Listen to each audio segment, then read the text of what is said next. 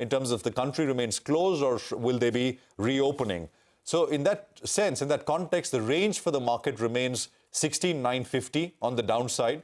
17,300 first and then 17,400, round numbers on the upside. And what's worked is you buy at the lower end of this particular range at about 16,950 and you get out at about 17,300 or 17,400 or so. And we are kind of somewhere in the middle of that range at 17,200 right now. IT and banks have done well. IT index continued its third week of gains last week. It's up 7%, by the way, in 3 weeks. Banks have done well. But, with IT, the debate has continued because there are banks as a consensus overweight and numbers are bearing through. But IT, you look at Tata Elxsi, which reported numbers for the second quarter. Rima was telling us how for almost 2-3 years, Tata Elxsi has delivered absolutely strong numbers, but it's missed expectations. There have been project deferrals, etc., and we'll talk more about that. So these are missed expectations for the first time in 2 years. Margins are under pressure as well. I think it kind of will feed into the debate of the ongoing debate of IT, whether growth as it slows down in the US, and it's not slowed down yet, will impact the fortunes for IT services companies. So we'll see. Banks is a more clear-cut kind of a thing. It's also, the problem there is it's consensus buy. I mean, if you talk to local mutual funds, domestic market participants, they're all completely invested. So you need FIIs to buy, come in and buy these banks. They were big owners of this sector earlier. That's just a quick setup. As Sonia also said, the range is very much intact. It's about 300-400 odd points. It's a tight one, but so far we've been bang in the middle of that range. 100-point cut, not even 1%, and I think we could live with that if we start there and kind of hover around that after the big fall that we saw on Friday. Nigel, what are you watching? Well, morning, guys. Actually, if we get a cut like that, I think it's giving a good entry opportunity for the bulls. And I say this because it appears the Indian markets, they preempted this weak handover that we saw from the US markets. The Nifty came off 150 points from the peak. You had the Nifty Bank that came up close to around 250 points from the day's peak. So not such a bad outcome, given that we've already corrected a goodish bit in the final hour of trade on Friday. And there was no shorting actually on Nifty futures. There was some unwinding of long positions that we did see. The Nifty Bank, that's been the go-to sector. And in fact, today it'll get some bit of support because HDFC Bank, well, the numbers looked pretty good actually. And also on a closing basis, it conquered the 20 as well as the 50 DMA, which is encouraging. We're likely to start off below those levels, but you're likely to see some bit of buying or, post a bit of a downtake. What do the institutions do? And that was the encouraging part, because the DI buying, it outweighed the FI selling. And in fact, institutions, they were net buyers to the tune of around 600 crores. The previous 5 sessions, well, on an average, the sell number was close to around 1,050 crores. What did the FIs do in the F&O market, though? They added some mild long positions and they covered close to around 18,000 short contracts. And all through of last week, the short positioning from around 85%, that's come down to around 77%. If the markets can consolidate for a bit or maybe get a bit of a positive trigger, then you'd like that short position to come down, which will easily take us up a couple of 100 points going by how net short they are. On the index options front, well, they bought calls. The problem is they continue to write calls as well. So that's not giving you any kind of directional call. Dollar index, well, one would have imagined it would be back at those fresh highs, given the kind of data points that we're getting. But that's still holding at around 113 on, which is encouraging from an emerging market perspective like ours. And Brent crude prices as well moving to around $90 per barrel when it threatened to go to around $100 per barrel. So what's the range? 16,950, that's been the buy zone, the last few days. So that continues to be the lower end of the range. On the upper end, if we can get past the 17,350, which we visited on Friday, that's going to be a bit of a resistance zone. If we break this level, either we go to 17,700 or we go to around 16,500. And going with all the data points and the outperformance that we're talking about, I'm leaning towards a bit of an up move if we hold on to that 16,950, 20 DMA on the Nifty, 17,240. So keep an eye on that one. 125 points, Sonia, lower. We already corrected 160 points. So you'll have close to around 300-point downtick. My guess is that could get bought into, and risk reward could favor the bulls today. Well, what's also going to favor the bulls is the HDFC Bank numbers, right? I mean, very strong loan growth, no two ways about that. The margins have also improved, I think, for the first time in 7-8 quarters, 4% plus margins, net interest margins is what they're sitting on. So that will definitely give a good support to the Bank Nifty as well as to the overall market. But it's a hectic week in terms of earnings. You have Reliance at the end of this week. Reliance numbers come out on Friday. Through the course of the week, a lot of FMCG names coming out. There's Asian Paints, ITC and HUL that come out with their numbers. And then ICICI Bank, Kotak Mahindra Bank on the 22nd of October. So we have our work cut out for us. And in the midst, of course, there's Diwali as well. Amidst all of that, the market for today, purely for today, looks like the start is going to be well in the red, but supported by the 200-day moving average on the downside and that 17,200 level on the upside. But here's what you'll get to see in the next 2.5 hours. We kickstart trade first up with a call coming in from CLSA. Vikash Kumar Jain of CLSA says, after 2 months of buying, FI sold $0.9 billion worth of Indian equities in September, almost entirely led by selling from non-India dedicated ETFs. He says FIIs cut relative weight in financials and IT and used this to add weight in autos, discretionary, ex-auto and materials. Their underweight on IT is now close to a 2-year high, while their underweight on autos is at a fresh 7-year low. Vikash says we saw $3.2 billion of equity inflows into domestic mutual funds, including ETFs, which allowed India to outperform peers. He also says CLSA recently turned underweight on consumption and slightly overweight on IT, while they continue to like banks, real estate as well as energy. Well, let's get you some money market views now. B. Prasanna of ICICI Bank says the dollar strength consolidated after higher than expected US inflation and consumer sentiment, as well as hawkish commentary from the Fed members. He says the rupee, which is under pressure from FI outflows, current account deficit and hedging both onshore and offshore flows, remained range-bound as likely strong intervention by the central bank is protecting a further slide. He expects the rupee to trade in a range of between 82 to 83 to a dollar this week. Okay, and on the bonds, B. Prasanna says global yields continue to drift higher owing to a stronger than expected US inflation print and hawkish Fed minutes. He says though crude prices remain softer, domestic bonds witnessed volatility in line with global yields. Prasanna says the MPC minutes guide towards a possible descent of a rate hike trajectory and could lead to lower market pricing of the terminal rate. He also says that supply remains the key concern and expects the 10-year benchmark bond yield to trade in a range of 7.35 to 7.55%. Okay, all right. We got a lot of stock-specific action as well to track for you today, and we'll get to that in just a bit in our top 10 segment. We're looking at HDFC Bank, Bajaj Auto, and Just Dial. They are stocks on our radar on the back of positive news flow. On the flip side, you have Shree Cement, Tata Elxsi, L&T Infotech, Oberoi Realty, Avenue Supermarts, and Butterfly Gandhi Mati. They are stocks that are likely to open up with a bit of a negative tick. Okay, all right. Mark Matthews is with us of Bank Julius Baer and Company. Mark, great to have you back on the show. Appreciate your time.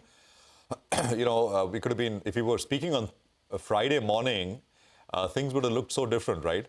And then we got the session on Wall Street on Friday, which was down again. What do you make of it? And is it largely the older dynamic kind of reasserting itself, which is higher yields, higher dollar, lower equities, at least in the US? Go on. I think we're putting in a bottom, and from a technical perspective, it would be nice to build a base, a horizontal base of support before moving higher, instead of just a 45-degree angle taking off again, which was what Thursday looked like in the U.S. trading sessions. So we are constructive on markets, and I know that flies in the face of what appears to be reality of high yields that are going higher and sticky inflation. But to our mind, the inflation, if you look under the hood, is peaking out and coming down, including in the stickier segments like rents and healthcare in America, which are important. I think rents are about 25% and healthcare is about 15% respectively of the headline basket. And so that's what I think. I think it's a choppy bottoming process, but with the market already down 25% this year in the United States, it's too late to be bearish. It's too late to be bearish, and it's always good to be optimistic and to start the show with voices like yours. Mark, good morning and thanks for joining in. You have constantly maintained that you would remain invested and would not panic despite the challenges. Would you extend that argument to India as well? And has the time come to perhaps top up in markets like India? Well, clearly, if we could rewind the clock, we would have rather had much more exposure in India than in the United States this year, which shows you how things change, because I always think back to 2008, and my big mistake then was believing in decoupling. I don't know if you remember, that was the big theme back then, that emerging markets like India could decouple from what was happening in the United States, which was wrong back then. But it appears to be right today, because India's done much better than the United States. And I continue to be constructive on the Indian market. I'm aware of the arguments that are made against it, primarily valuations and higher rates. But I think overriding that is a large domestic investor base and a positive capex cycle that should last a couple of years. Hi, Mark. Good morning. I liked your starting comment. We are putting in a bit of a base, and it's too late to be bearish. So, the bulls will be really listening into what you have to say. And since you're constructive on the Indian markets, what are the sectors you're looking at? What are the themes you're looking to be constructive on out here? Nigel, I wish I had better prepared for that question. I must admit, I've been preoccupied by the United States primarily and China secondarily.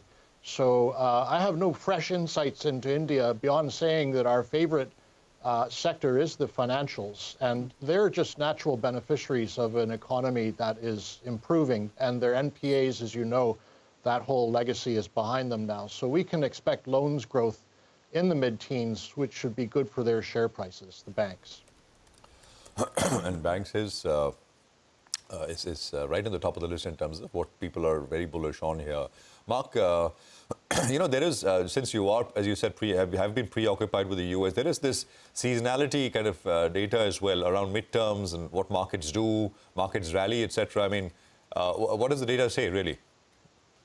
It says that you're absolutely right, that after midterms, markets tend to do well, particularly if it is a what do they call that? A Congress where there is not one party that controls the whole thing. Sorry, I can't remember right now. You would probably know. But anyway, we're looking at, I think, for sure, the Republicans getting the House, possibly the Senate as well. Markets tend to do well when the Congress is not in the hands of the same party that's running the White House. The old theory is that because the politicians are so busy squabbling amongst each other, they don't have the time to interfere in business. I don't know if that's true, but then the other thing is that the best time in the market is typically the beginning and the end, and we're entering the final months now where October and November and December typically are very strong months seasonally. So unless we have some kind of, Lehman-esque, Lehman Brothers type event, and I must say that the cracks forming in the UK are somewhat disturbing and something we do need to watch closely. But barring that, if you look back in history at other years when the S&P has been down so much up until this time of the year, with the exception of 2008, they rallied strongly into the end of the year. One final question, Mark, before we let you go. Since you said that perhaps this is a bottoming out process and it's too late to be bearish, do you reckon that even if there's no price correction in markets like India, we could be in a phase of a painful and perhaps even frustrating time-wise correction where we sort of amble in this range for the lack of a positive trigger? Possibly, yes. I think, having been an outperformer, it would be a laggard if the markets that did already go down a lot this year started to rebound. And the ones in Asia which are garnering some attention are those export-heavy markets of North Asia, where you've also seen very large depreciations in their currencies, believe it or not, much larger than the rupee, the yen and the Korean won, down about 20–25% so far this year. I still like India better. I think there's also an issue with the semiconductor sector that could weigh on those markets. But anyway, yes, I think India could meander sideways for a while, but I really don't see much downside because of the good things that I think are going on there, the strong domestic institution, domestic investor base. Mark, it would be a miss if you don't kind of at least mention the UK in the midst of all of it, right? The dramatic U-turn. But was it a U-turn enough? Briefly, if you have any thoughts, because, even though after what happened in the UK on Friday, you had yields which continued to move higher after an initial knee-jerk reaction lower. So the market's not convinced. No, the market's not convinced. I think it's gone beyond the budget, and it's an issue of whether the Prime Minister survives. And the former Chancellor, Rishi Sunak, would have enough approval, I think, from the Conservative Party to become Prime Minister. But when you swap two leaders so quickly, which would be the case if he was to come in. I think you have to go to the people to achieve a fresh mandate. Otherwise, you won't be able to get anything through Parliament. And the way the polls are suggesting it, the Conservatives wouldn't win if there was an election call today. Welcome back, folks. It's a bright and sunny morning on Dalal Street, but it looks like it's going to start off well in the red. At least that's what the SGX Nifty is indicating. But so many stocks to talk about. Good numbers coming through from HDFC Bank, and we have Abhishek standing right by to tell us how the numbers look this time. Abhishek, good morning. Good morning, Sonia. So it's a stellar quarter from HDFC Bank, given the fact that, net interest income growth on a YY basis is perhaps the best in last 13 quarters. And on a sequential basis, it's the best in last 16 quarters. So to start with, NII growth was at 18.9% YY and about 8.9% sequentially. So the declining trend of net interest margin has been arrested. And for the first time in last 8 quarters, we are seeing a margin uptick for HDFC Bank coming in at 4.1% when compared to 4% in the previous quarter. The core operating profit growth, which had been lagging big time, has grown at 16.6% YOY and about 5.8% sequentially. The asset quality has improved. Gross NPA ratio is at 7-quarter low at about 1.23%. The annualized credit cost is down about 10 basis points sequentially. On the flip side, the CASA growth rate on a YY basis has been below the overall deposit growth for the first time in last 7 quarters. So merger process, that is what management highlighted in the con call, will be 1 quarter ahead of their earlier target. So their earlier target was Q2 FY24. Now it will be done by Q1 FY24. So P&L both in terms of NI and PAT is ahead of our poll. Brokerages remain bullish. Target price ranging from as low as 1690 per share to as high as 1950 per share. Back to you. Okay, all right, Abhishek. Thanks a lot for that. Mangalam joins in to tell us about Avenue Supermart. Mangalam, numbers a little disappointing?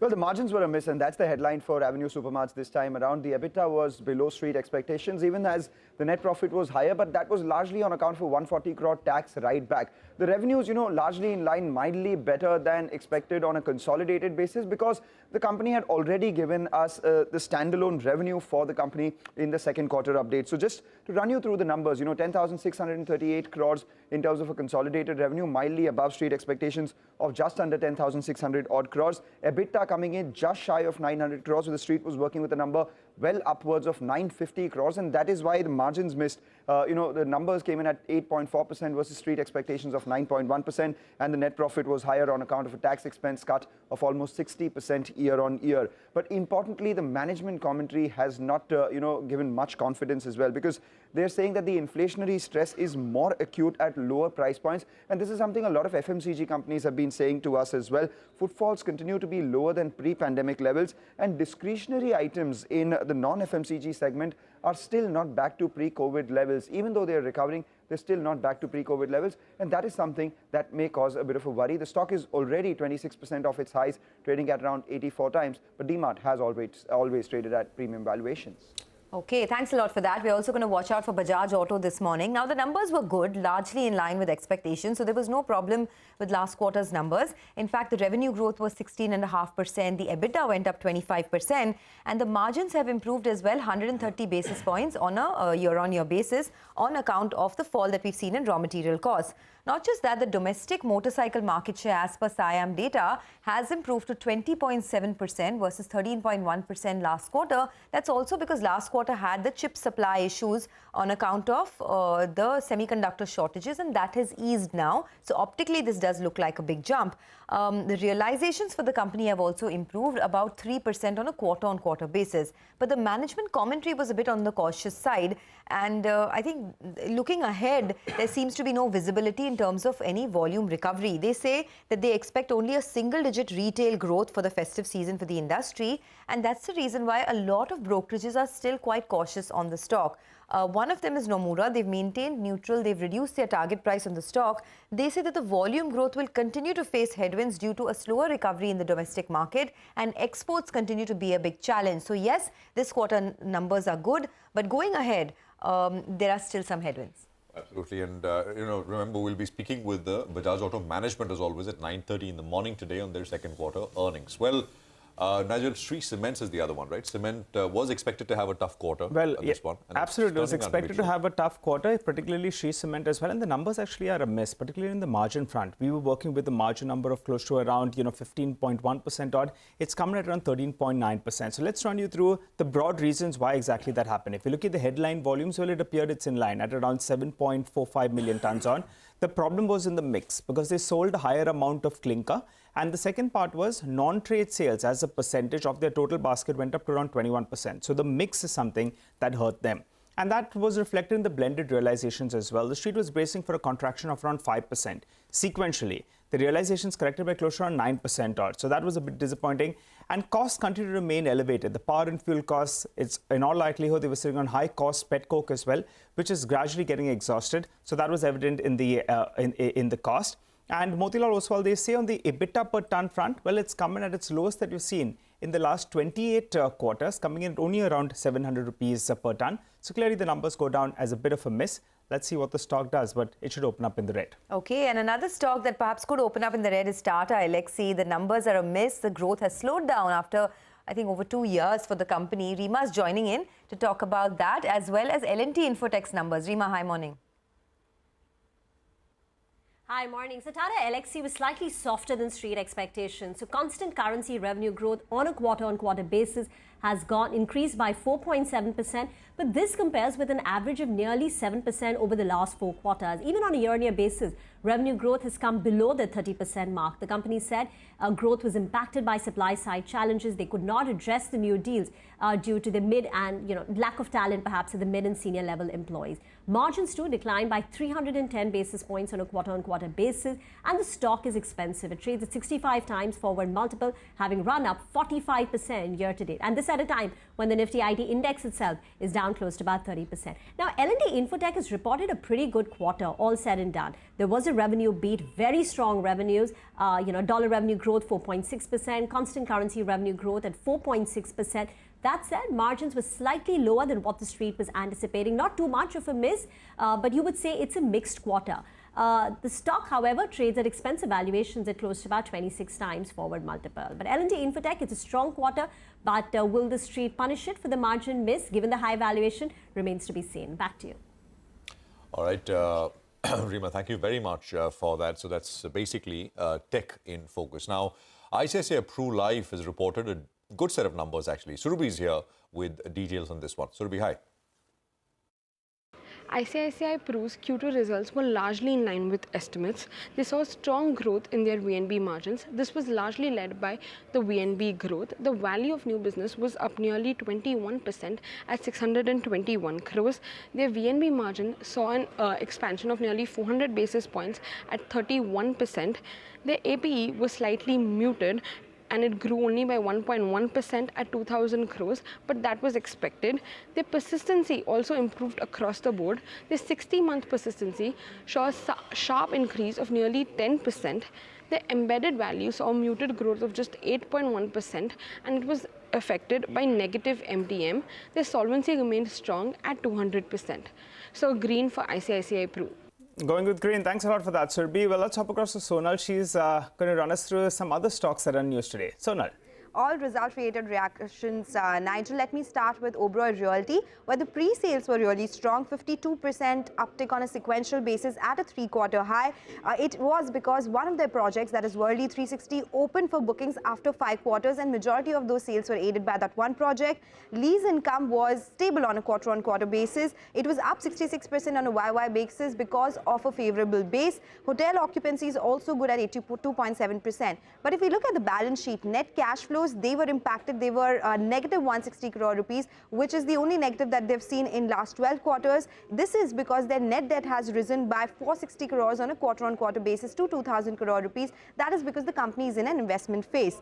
Going to Just Dial, where it was a margin dip this time. However, revenue growth was strong, up 32%. EBITDA came in at 17 crores, which is flat on a YY basis. Profits also increased to 52 crores, but margins declined by 200 basis points. Lastly, watching out for Butterfly Gandhimati, where it was a top-down miss. Revenues declined by 5%, EBITDA down 10%, margins down 60 basis points, leading to a profit decline of 1%. Expect that particular one to be in the red today. Okay, that is a pretty exhaustive, long list of stocks that our entire team has for us. Thanks a lot, folks. We'll do a quick recap in case you missed out on any of them. Stocks with positive news flow. There's HDFC Bank, Bajaj Auto, ICICI Prudential Life and Just Dial. While stocks with negative news flow, there's Shree Cement, Tata Elxsi, L&T Infotech, Oberoi Realty, Avenue Supermarts and Butterfly Gandhimati. And we'll be speaking to many of these managements in just a while from now. So don't go anywhere. But also, let's get a quick handle on what's happening in the world of commodities. Manisha Gupta joins in for a roundup of all the action overnight. Manisha, good morning. Morning, Sonia. Thank you for that. Well, we did see crude oil prices decline by 3% on Friday, so a 7% decline in the previous week, and that is because the U.S. inventories were rising.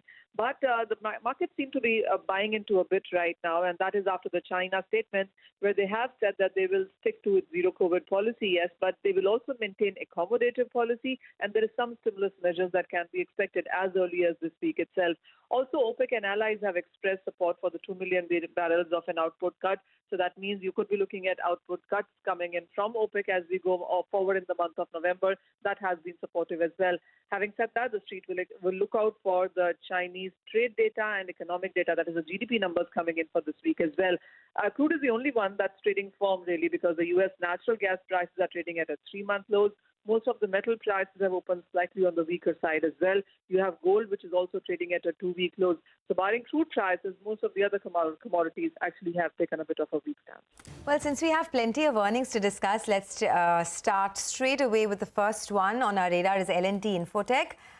The company clocked in a better than expected revenue performance, but there has been a miss on the margin front this time around. To discuss this, we are joined by Sudhir Chaturvedi, who is the whole-time director and president sales at L&T Infotech. Mr. Chaturvedi, good morning and thanks for being with us on the channel. We have seen a slower growth in multiple verticals, whether it's manufacturing, retail, even high-tech. Can you talk about the pressure that you're noticing now? In fact, we look at our growth, we're actually seeing quite broad-based growth across all our verticals. Our biggest vertical is, as you know, BFSI, and that we are seeing over 20% growth. We also saw good growth in regions. North America grew over 20% for us.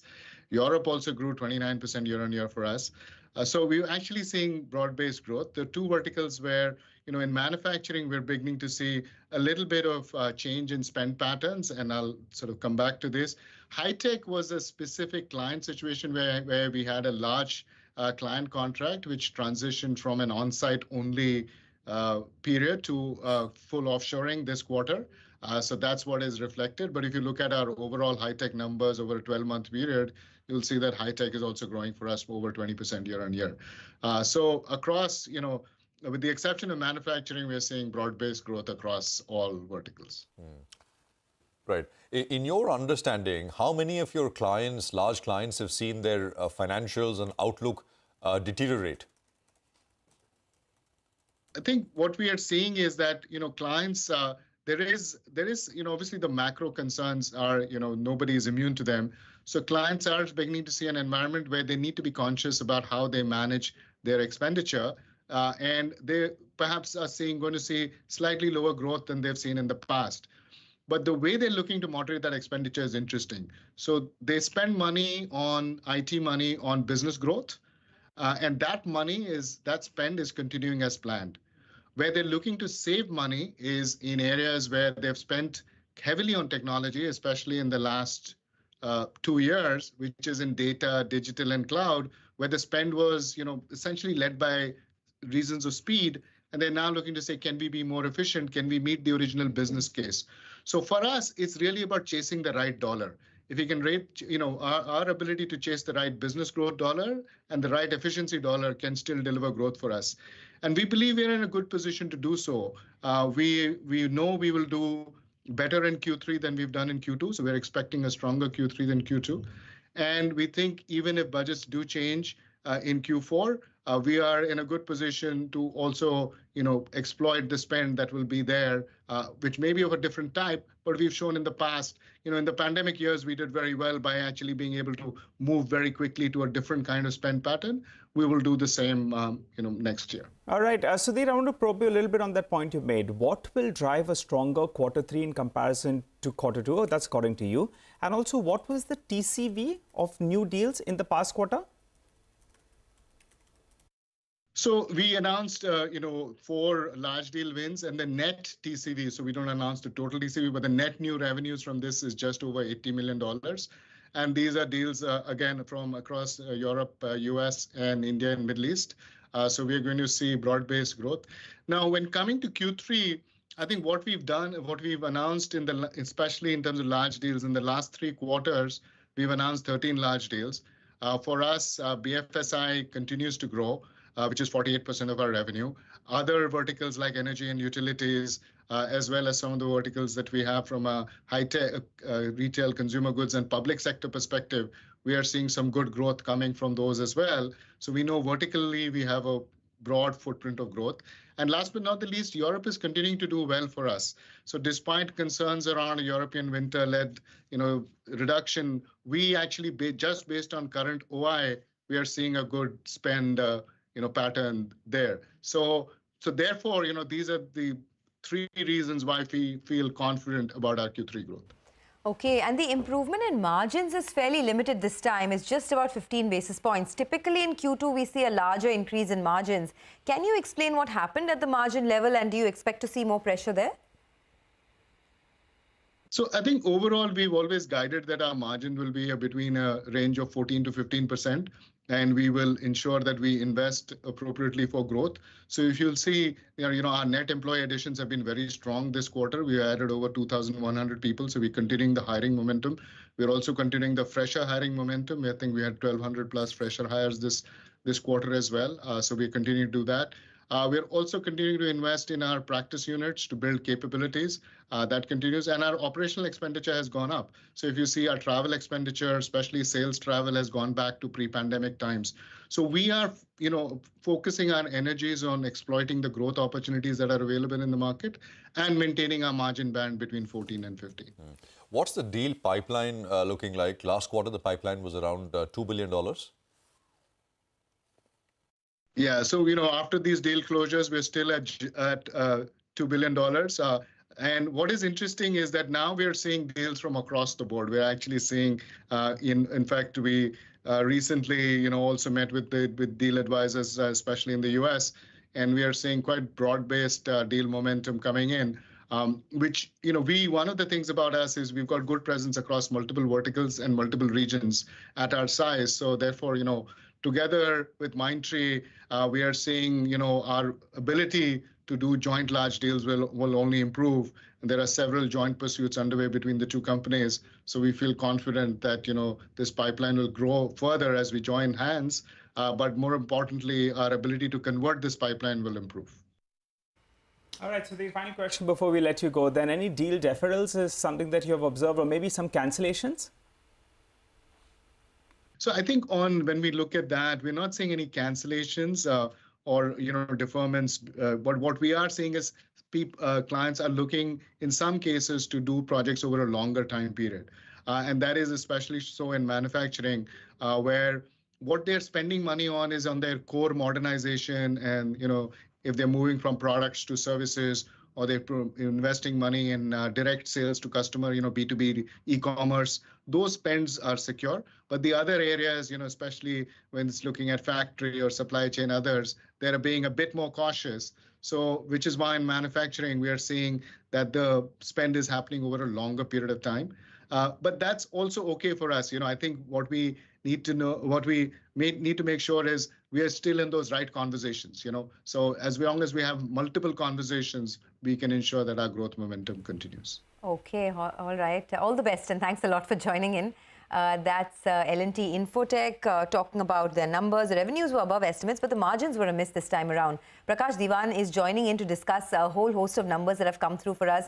Prakash, we're heading into Diwali week, so greetings of the season to you and your entire family. What are your thoughts on how to approach a name like Tata Elxsi now? After many years, we're seeing a bit of a slowdown in earnings. If you are a long-term investor in Tata Elxsi, has the time come to sort of move out, or do you keep the faith here? Good morning, Sonia. So I think Tata Elxsi probably has got that, finally has got that much awaited softness in valuations that could probably start.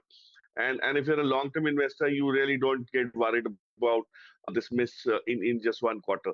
Because what the company's essentially undertaken is a revolutionary mix of so many things that I explained the other day, that it probably is picked up the best of whether it's AI, IoT, transformational business, all of that, and some of that is so unique that it has enough headroom for growth, enough runway for growth, and that means that a couple of quarters of stress would probably not get it so off road. So I think Tata Elxsi is finally getting within reach for people also to invest, because the valuations have been extremely rich. And if there is any opportunity to buy into at softer valuation, you should, because there's no let up on the business front, and then you should keep the faith for sure. Prakash, good morning.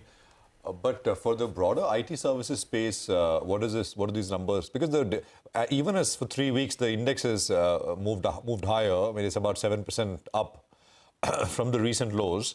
The debate has raged whether there is more weakness to come, or this is the final basing now, and things will look better and better. Does Tata Elxsi maybe adds to that debate, not in a positive way? What is your sense for the broader IT services space from here?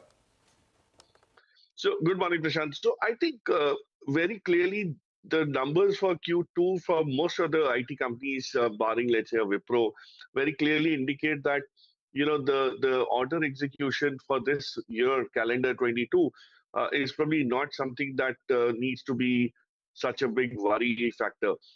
The real challenge is going to be how much of deferments and all do you have. Like, we were just talking to the L&T Infotech management, and they're talking about extending the timeline, which means it's almost like a soft deferment of contracts. Now, if that were to start getting a bit broader or deeper, you'll only come to know about it closer to January of 23.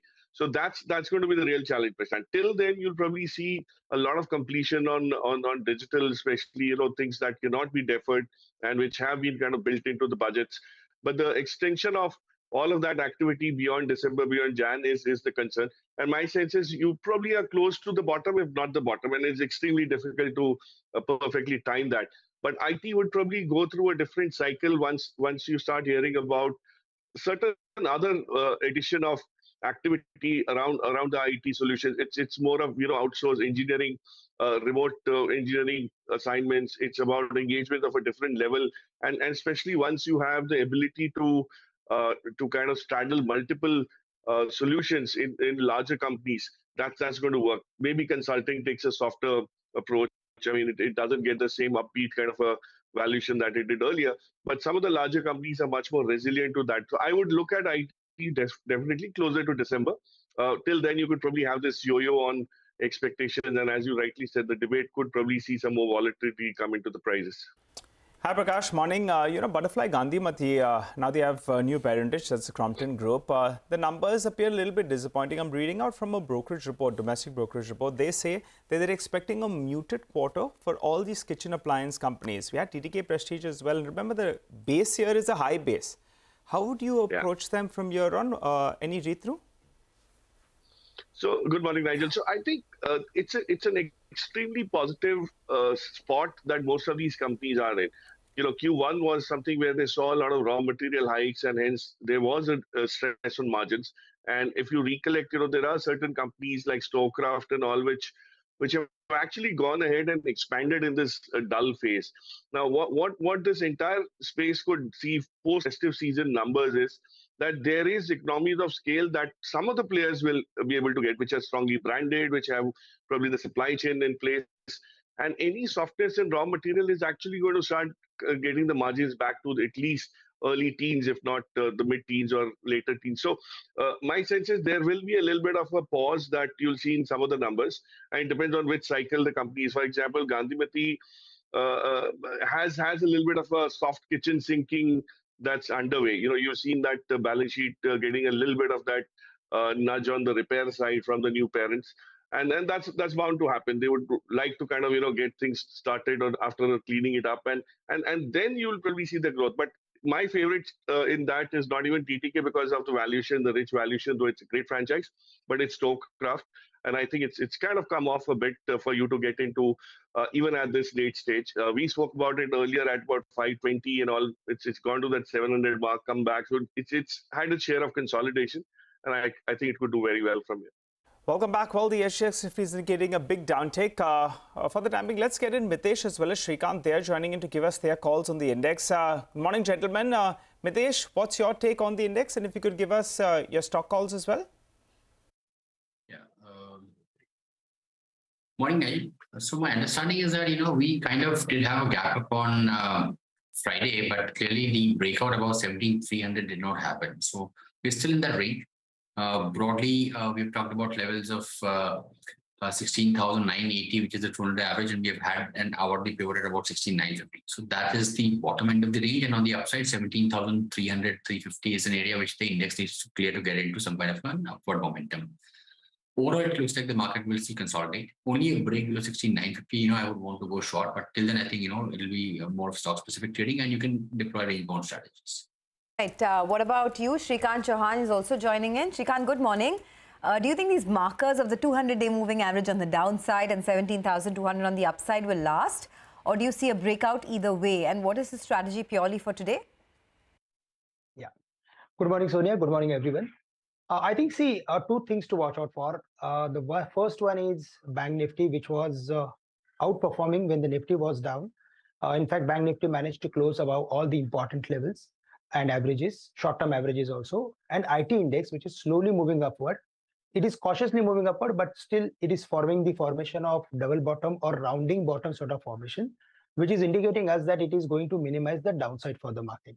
So based on these two indices, we are of the view that we should look for adding some long position if there is any lower opening in the market, because 16,950 is going to last. That is the overall view. And we are again going to see the levels of 17,200 or 250. The crucial level is 17,250. Above that, we can expect further more gains. But yes, after opening lower, we should be buyer in the market. Shrikant, what would you want to trade? Are your trades? Yeah. See, I would like to go with a long and short strategy because markets are mixed and they are in the range. So we should look for creating some short positions on Bajaj Auto, which is around 3570, 3600 levels. There we are expecting further more weakness up to 3400, 3450. And on the higher side, we can keep stop loss at 3630. The other stock on which we are bullish and the entire space on which we are bullish is bank, BFSI. And in that, we like ICICI Bank, which is around 857, 860. If there is any lower opening, then it will be a great risk to reward ratio. And we should be buyer with a stop loss at 840 on the downside. Again, we are expecting stock to move towards 880 or 890 in the near term. What about you, Mitesh? What would be on your buy and sell list this morning? Yeah. So I have a mix of buy and sell calls today. On the buying side is GNFC with a stop at 675. We want to buy it around 692. So on a mild decline, buy with a stop at 675 for targets of 735. And Federal Bank is something which is making new highs. We've been recommending the stock. That's a buy around 128 with the stop at 125 for a next target of 134. And on the sell side is M&M after a long time looks like will give a corrective pullback. So sell here with a stop at 1251 for targets of 1190. And Asian Paints sell with the stop at 3206 for targets of 3140. All right, Mitesh and Shrikant, thank you very much, both of you, for joining us. There is 4 minutes to go for the pre-open session, and we'll have rates up for you as they start to come in. The S6 is still indicating a very manageable lower start, nothing alarming at all. 0.75% has been that way since the morning when we started, 123 lower. We'll take a break. We are back, and we'll have Shirish Pardeshi, FMCG analyst at Centrum, to put focus on the quick service restaurant market on the other side. Stay with us.